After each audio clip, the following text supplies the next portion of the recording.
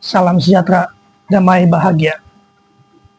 Baiklah, malam hari ini kita membahas tentang 3 terapan ruh, roh, dan nyawa. Ruh dan roh dan nyawa itu terdiri atau bersemayam di dalam jasad manusia. Karena dasar penciptaan manusia itu dari ruh dan roh. Setelah lahir ke dunia itu disebut namanya nyawa. Nyawa itu dalam arti suatu pemulangan atau suatu penagihan atau suatu penjemputan oleh malaikat Israel. Nah, yang kita bahas itu ruh dan roh.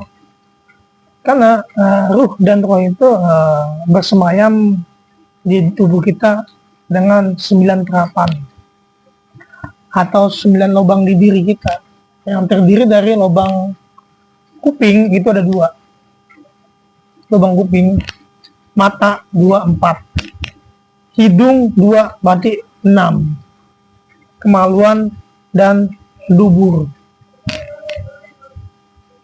itu ada 9. Nah, dari 9 ruh itu yang disebut namanya, kalau dalam supranatural dan spiritual itu namanya keilmuan atau pembangkitan. Yang disebut spiritual itu adalah pembangkitan diri atau pembangkitan ilmu atau pembangkitan energi, yang disebut namanya suatu pemahaman tentang ilmu. Ilmu dalam arti itu ilmu leluhur atau ilmu yang kita pelajari seperti sejenis lainnya. Nah, dari 9 itu kalau kita ingin membangkitkan suatu energi spiritual dalam diri, 9 ruh itu harus kita gabungin atau kita satuin dasar nama kita. Dari ruh 1 ke 1 ini harus nama kita, terus kedua, tingkatan kedua naik lagi harus nama kita, terus tingkatan ketiga naik lagi, dan seterusnya sampai ke 9 ruh. Jadi kalau 9 ruh itu semua kita satuin atas nama kita, maksudnya kita isi dengan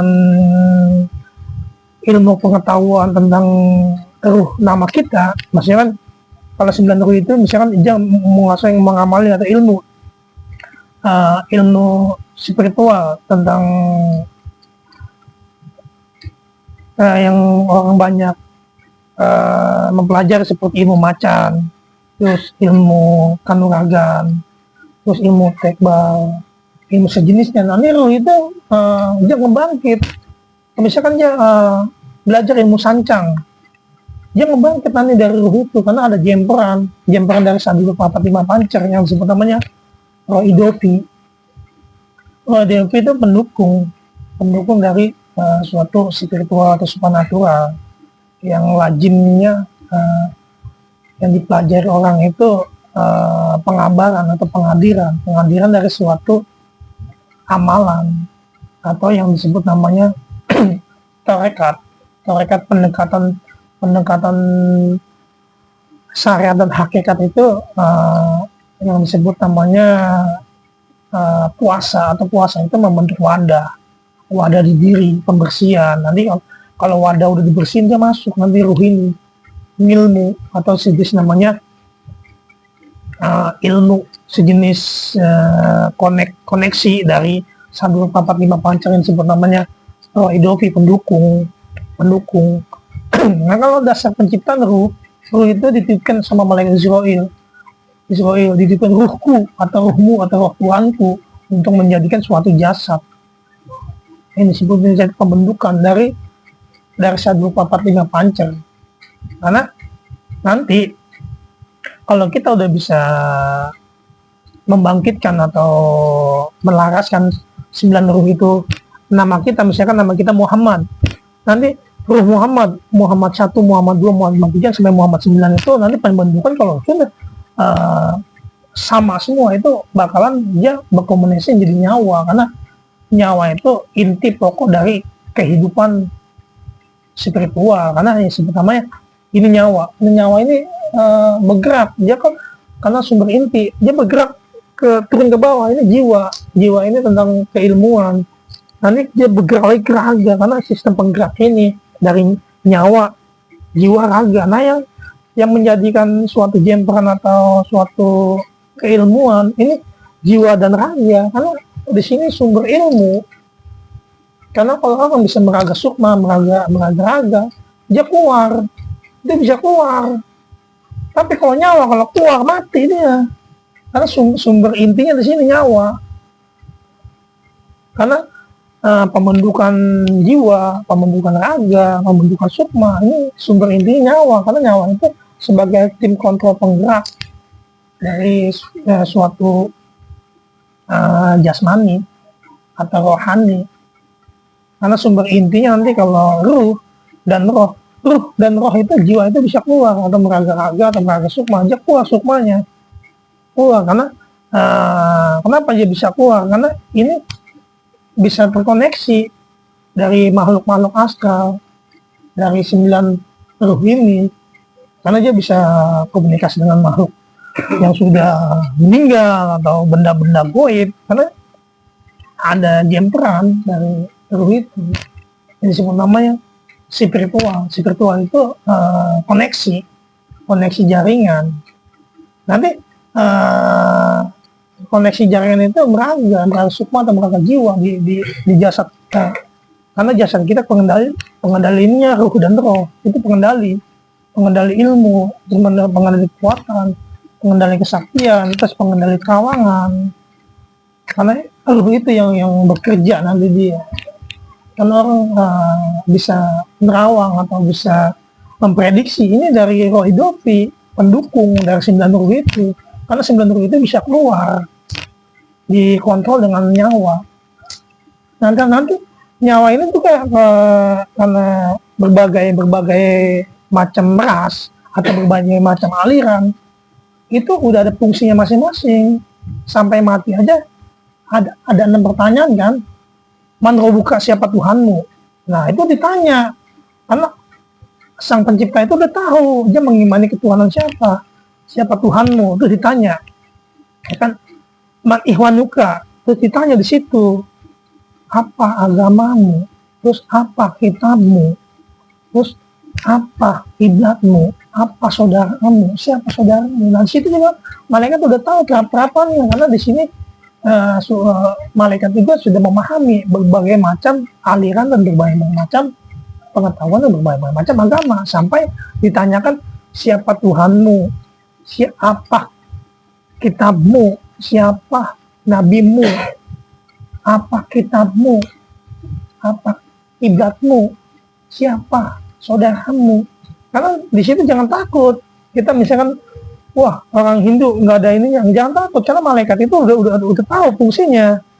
Kokib Atid itu udah nanya sama Munkan Nakir, dia udah tahu, wah ini agamanya ini agama ini. Nanti dipisahin tuh, karena si spiritual itu menjadikan wawasan, ilmu, pengetahuan, interaksi kepada sang holik atau sang pencipta, karena dia spiritual itu sebagai alat atau komunikasi dia kepada Tuhannya. Jangan takut karena orang ini wah ini nggak masuk ini, jangan takut, itu udah ada koridornya masing-masing dari nyawa itu. Karena nyawa itu sebagai sistem penggerak, karena nyawa asal dari mana, terus untuk apa, terus seperti apa. Nah disitulah fungsinya nyawa itu sebagai pelaras atau penyimbang atau pengendali. Karena yang bakal ditanyakan atau yang dipertanyakan nanti itu nyawa. Ruh dan roh itu dia bisa meraga lagi atau mencari wadah. Nanti setelah aku mati, aku nyari wadah lagi nanti. Siapa yang bisa menelaraskan, siapa yang bisa menjadikan satu atau namanya satu password. Satu password itu namanya sama. Misalkan untuk naik ke Sidratul Muntaha itu dari Nur Muhammad sampai Muhammad, karena yang bisa masuk itu sandinya Muhammad. Nah sama kita juga masuknya, kita mati misalkan namanya Ismail, lanjutannya kita harus Ismail. Nah kita juga yang masuk ke alam barja Ismail, ruh kita juga Ismail, roh kita juga Ismail, dan raga juga kita Ismail, dan jiwa kita juga Ismail. Itu satu nama, maksudnya klub, nggak bisa, karena kalau satu beda itu nggak bisa masuk. Makanya nanti roh leluhur itu pasti akan nyari siapa yang bisa nyempurnain ilmunya, siapa yang bisa nyempurnain keturunan, dan siapa yang bisa menjadi satu track itu aja nyari keturunannya. Makanya sama Nabi Adam aja sampai turun ke langit pertama nunggu Nabi Muhammad naik ke langit untuk ngambil suatu perintah dari Allah untuk umatnya yang beragama bisa naik lagi ke langit. Itu ngambil kunci. Nah sama, nyawa juga sebagai password, sebagai kunci. Emang dasar penciptaan itu ruh dan roh. Tapi yang hidup itu nyawanya, bukan ruhnya, bukan rohnya, bukan jiwanya, bukan jasmaninya. Karena jasad atau raga kalau tinggal nyawa itu tidak akan bisa apa-apa. Itu tidak ada gunanya kalau kita nyawa lepas dari otak atau lepas dari kepala. Ini jasad itu tidak ada artinya. Karena nyawa lah yang nanti akan dipertanggungjawabkan.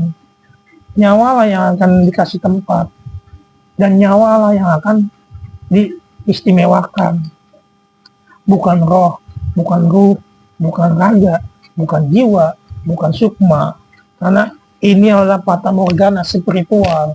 Ruh, roh, jiwa, raga, sukma. Ini adalah bumbu untuk mempelajari spiritual, untuk mendekatkan diri, untuk penjajian nyawa. Karena banyak orang yang mencari nyawa untuk kesempurnaan jasadnya, tapi dia salah pengertian atau salah pengetahuan. Yang dicari sama dia ruhnya, rohnya, jiwanya, raganya, sukmanya. Nah ini cuma fata morgana ilmu pengetahuan spiritual untuk menjadikan suatu nyawa ini istimewa nanti. Setelah nanti dijemput sama malaikat, nyawa ini bersinar, atau nyawa ini memancarkan cahaya, nyawa ini memancarkan nur. Itulah nyawa yang ditunggu-tunggu sama malaikat Israel yang akan dikembalikan lagi oleh penciptaan awal, atau dikembalikan lagi ke alam surganya Allah atau alam nerakanya, nanti akan dihisab. Karena nyawa ini sangat penting perannya, tapi tidak banyak yang memahami tentang nyawa. Katanya nyawa, ruh sama roh itu sama nyawa, beda, dasarnya aja udah beda. Ruh itu dasar dari angin, roh itu dasar dari penjelmaan. Kalau nyawa dasar dari wujud. Makanya kalau kita mempelajari tentang nyawa, berarti kita ketemu wujud suatu penciptaan atau wujud suatu orang. Karena malaikat juga kalau dia nggak ada tugas saja nggak bakal wujud. Kenapa dia bisa wujud? Karena dia ada tugas masing-masing, berarti dia wujud. Dan manusia juga kalau nggak ada nyawanya, dia nggak ada wujudnya. Karena kalau ditinggal nyawa, jadilah seekor jasad yang akan dimakan oleh cacing tanah, digerus oleh sering waktu. Nah itulah fungsinya nyawa. Karena nyawa ini sumber inti kehidupan. Kehidupan dari semua pengetahuan adalah nyawa. Di sini namanya nyawa, jiwa, raga. Kalau dibalikin lagi ke dalam, penguasa, Tuhan, pencipta. Karena pencipta ini raga, dibalikin lagi. Kalau kita dibalikin lagi, ini pencipta, penguasa, ini raga. Makanya ini jiwa ini penguasa Tuhan pencipta. Ini penguasanya, ini Tuhannya, ini penciptanya di raga. Kalau kita naik ke atas, ini pencipta, penguasa, ini raga, Tuhannya. Kalau dibalikin itu aja, dibalikin lagi, penguasa Tuhan pencipta, pencipta Tuhan penguasa. Karena nyawa itu sebagai penguasa. Nah nyawa itu dibalik lagi sebagai pencipta. Nah nyawa juga sebagai Tuhan. Makanya disitulah disebut namanya Tuhan dalam keadaan di diri kita. Disebut namanya penguasa, Tuhan, pencipta. Dibalik lagi pencipta, Tuhan, penguasa. Itu disebutnya nyawa. Nyawa itu simple, tapi tidak ada memahami tentang kenyawaan. Itu namanya yang mempelajari tentang nyawa itu, yang mempelajari orang alam rahasia di balik rahasia. Karena spiritual itu rahasia menuju jembatan untuk kembali menata diri, itu spiritual. Mungkin sampai sini penjelasan tentang ruh, roh, dan nyawa. Semoga video ini dapat bermanfaat bagi rekan-rekanku sependidikan seperjuangan. Salam spiritual, jejak spiritual pencinta alam.